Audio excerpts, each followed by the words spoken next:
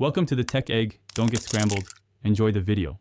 You start by choosing the right cable for your Xbox controller and plugging it directly into the PC.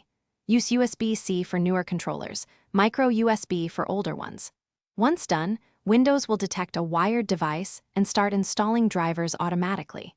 Make sure to use a rear USB 3.0 port rather than a front hub to avoid intermittent power or disconnects.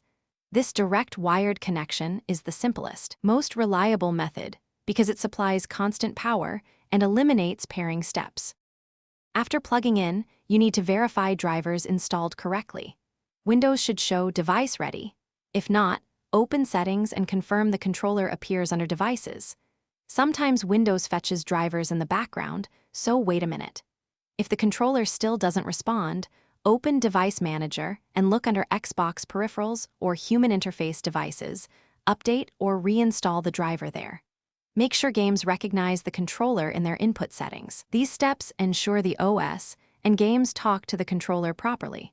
Finish by testing inputs in the Xbox Accessories app or launch a game and use controller calibration tools. If buttons or sticks don't register, swap the cable or move to another USB port. Cables fail more often than controllers.